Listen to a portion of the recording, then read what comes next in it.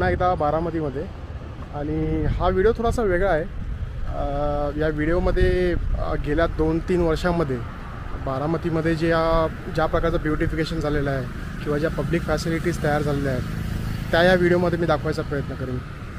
तर व्हिडिओ थोडासा मोठा होणार आहे, पण खूप इंटरेस्टिंग आहे आणि खूप चांगला व्हिडिओ आहे. शेवटपर्यंत बघा. आणि तुम्हाला आता तर कळलंच असेल की मी कुठे आहे उभा.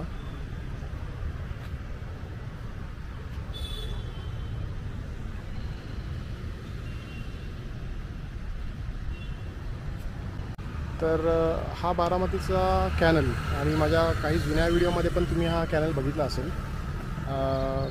पण आता पुन्हा शूट करायचं कारण असंच आहे, कारण इथे खूप सारं असं ब्युटिफिकेशन झालेलं आहे. आणि या पूर्ण व्हिडिओमध्ये तुम्हाला ते फक्त कॅनलच नाही, अजून बऱ्याच ठिकाणी हे ब्युटिफिकेशन झालेलं आहे. तर मी ह्या व्हिडिओमध्ये म्हणून म्हटलं हा व्हिडिओ थोडासा मोठा होणार आहे, पण खूप इंटरेस्टिंग आहे. तुम्ही शेवटपर्यंत पहा.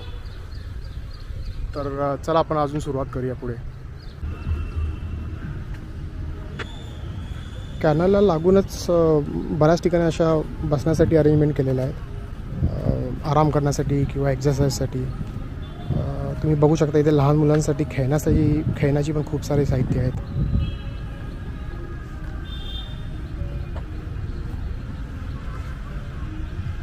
आणि आता जो दिसतोय तो बारामतीतला एकमेव वॉच टॉवर.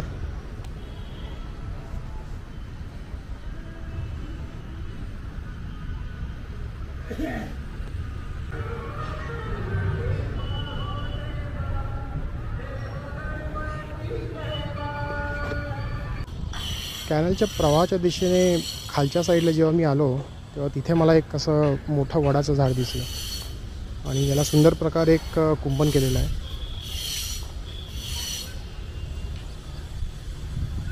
आणि इथे ॲक्च्युली जे कुंपण केलेलं आहे किंवा ह्या साईडला जर बघाल तर इथे एक छोट्या किल्ल्याचं स्वरूपच दिलेलं आहे.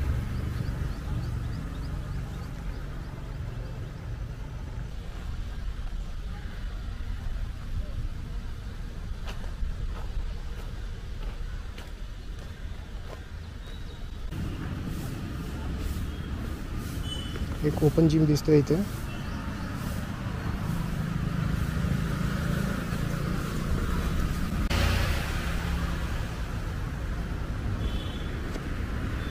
हा पण एक किड्स एरियाज आहे. याचा कलर कॉम्बिनेशन खूप अट्रॅक्टिव्ह दिसतं.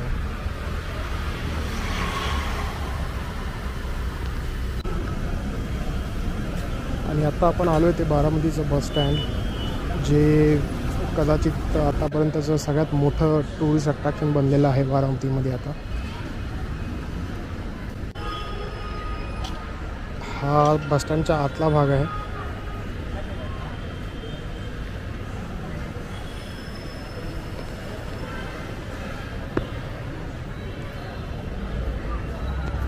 हे स्टँड खूपच असं प्रशस्त बनलेलं आहे, पण तरीसुद्धा खूप सुंदर आणि क्लीन आहे.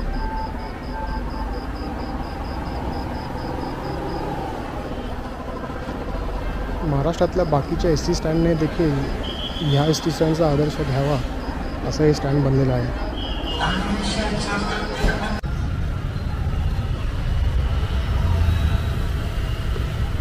आणि ही आहे बारामती नगर परिषद. इथली सगळ्यात महत्त्वाची अशी प्रशासकीय इमारत आहे ही. मला आठवतं आहे काही वर्षापूर्वी ह्याचा कलर एक व्हाईट आणि ग्रे असा होता. मला वाटतं 1-2-3 वर्षापूर्वी ह्याचा कलर चेंज केलेला दिसतो.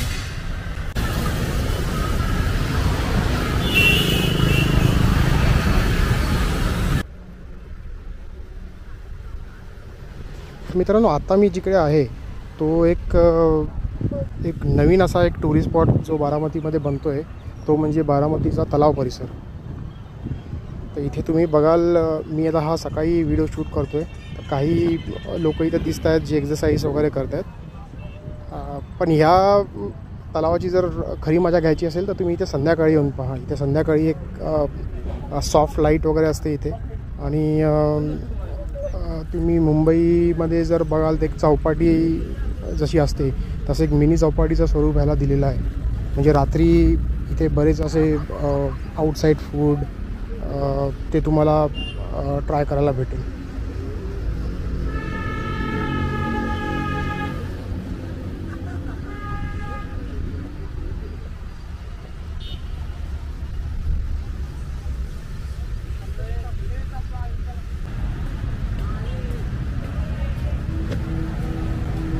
आता मी आलो आहे बारामतीतला एकमेव मॉल, सुभद्रा मॉल. या मॉलमध्ये मला याचं जे रूफटॉप आहे ते खूप आवडलं. मुळात या मॉलमध्ये लाईटची एवढी गरज पडत नाही संध्याकाळी 6-7 वाजेपर्यंत, कारण ह्या जो रूफटॉप आहे याच्यामधून बरीच अशी सूर्यकिरणावर येत असतात. मस्त प्रकारे बिल्ड केलेलं आहे. मॉलवरून जस्ट थोडासा तुम्ही बारामतीच्या दिशेने आलात तर त्या रस्त्यावर तुम्हाला हे KFC वगैरे दिसेल. पिझ्झा हट देखील आहे. तर बारामतीमध्ये ॲक्च्युली आता आपण बघितलंच की KFC आहे, पिझ्झा हट आहे, डॉमिनोज आहे. मोस्टली सगळे जे मोठे ब्रँड आहेत ते बारामतीमध्ये दिसतात. मला फक्त मॅकडोनल्ड इकडे दिसलेलं नाही. जर तुम्ही बारामतीमध्ये कुठे मॅकडोनल्ड बघितलं असेल तर मला कमेंटमध्ये सांगा.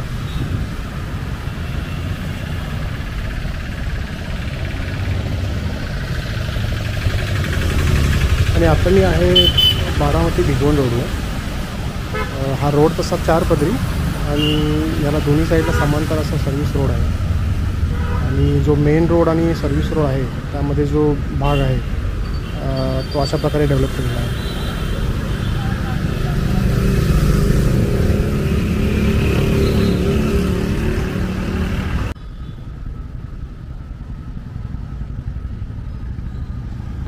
मगाशी आपण नगर परिषद बघितली आणि ही देखील एक महत्त्वाची प्रशासकीय इमारत आहे, पंचायत समिती.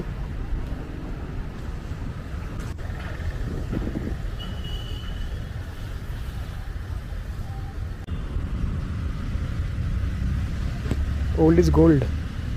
जरी आपण नव्या गोष्टी बघतोय बारामतीमध्ये, पण ह्या जुन्या गोष्टीही तितक्याच महत्त्वाच्या आहेत. हे रेल्वे इंजिन खूप वर्षापासून इथेच रेल्वे स्टेशनच्या बाहेर आहे.